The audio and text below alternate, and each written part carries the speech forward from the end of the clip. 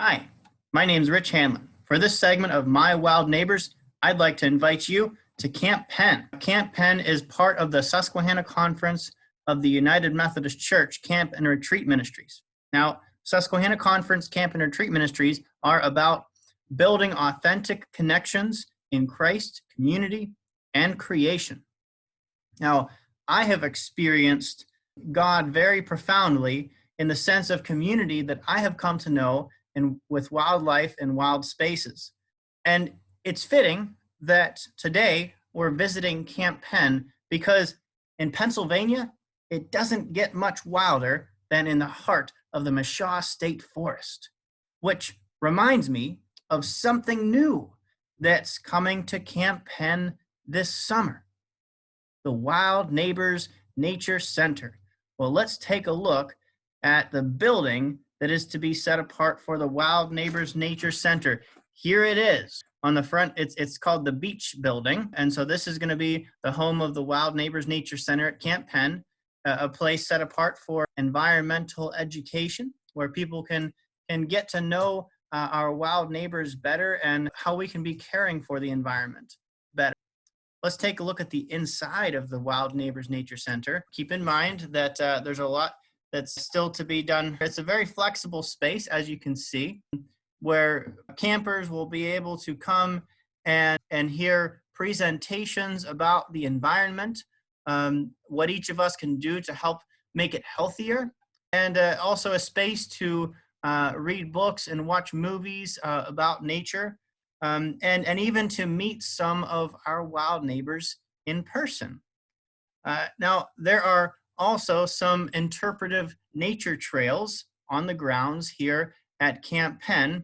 And so while I have you here with me today, let's take a walk around Camp Penn to see what wild neighbors are out and about since it's now springtime. So take a walk outside of the Wild Neighbors Nature Center. And looking around, I can see that is a morel mushroom. And about this time of year, they'll emerge in the forest, sometimes underneath of dead ash trees, but they also sometimes pop up around apple orchards and other things like that. And I understand that it's been a good year for morel mushrooms at Camp Penn.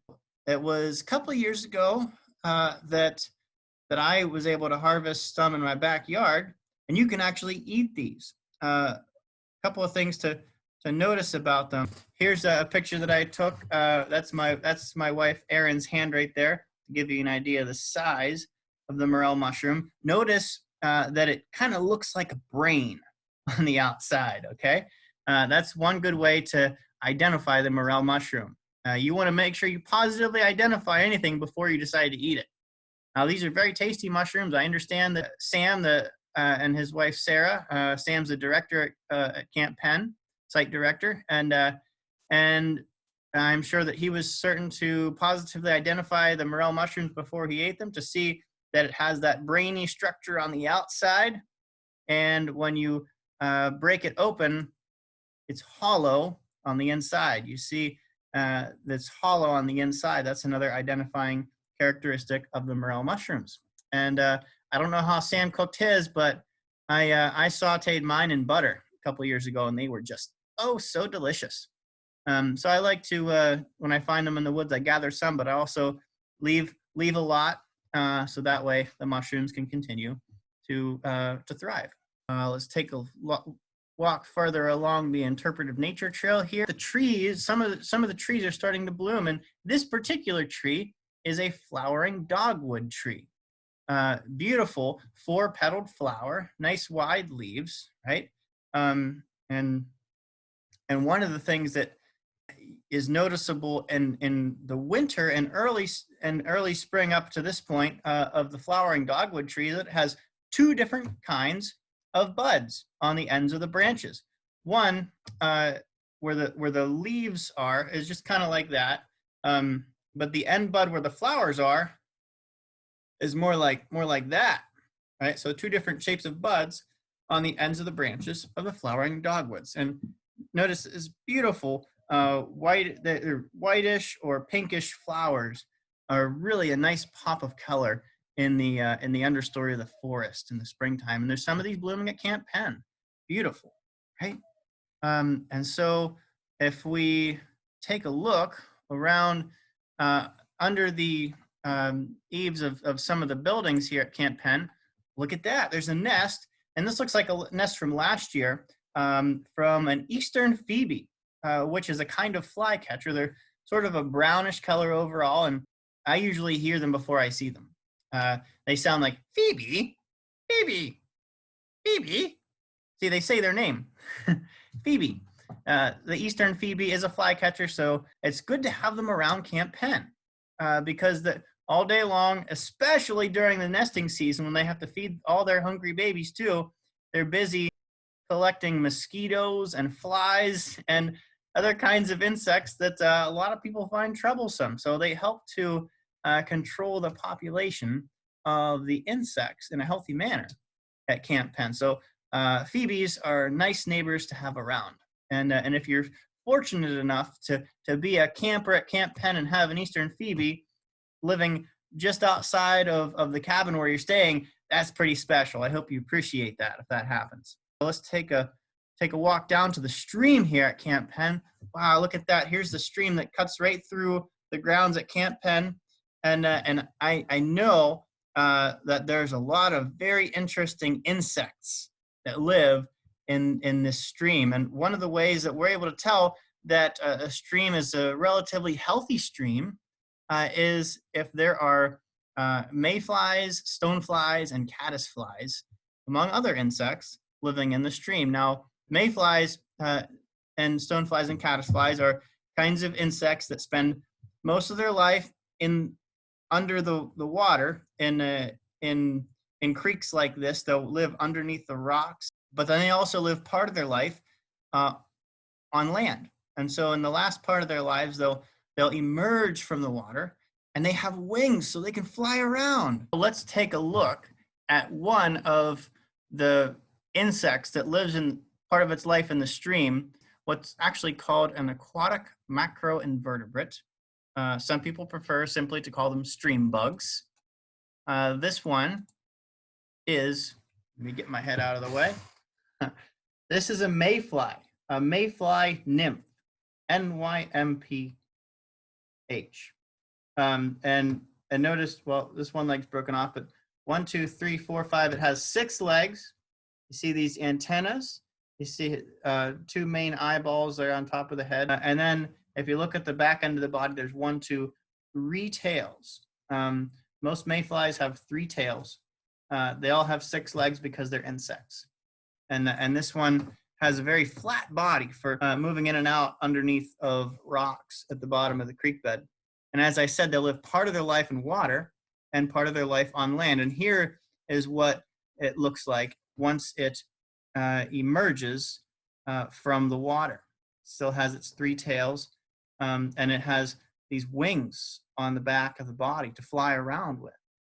And so one of the really cool things when you go to check out the streams at Camp Penn is that at least in the spring and summertime, you can find mayflies both in the water and flying around. So you get to see both the juvenile and adult forms of these insects.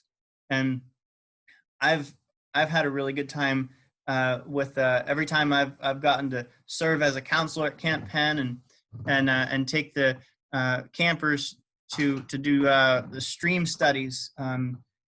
We've done what's called a pollution tolerance index, and so we take a look at the bugs in the stream, the aquatic macroinvertebrates, and then we can, based on the ones that we find, we can make an assessment as to how good the quality of the water is, and that's a really fun thing to do, and it's a way one of the ways that we can really teach some meaningful conservation science that campers then can take home and they can figure out how clean the water is at streams and creeks and rivers near the places where they call home, based on what what kinds of aquatic macroinvertebrates are living there.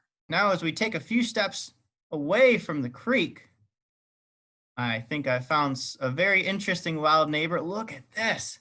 That is an 8-inch long salamander. That's a big salamander, isn't it?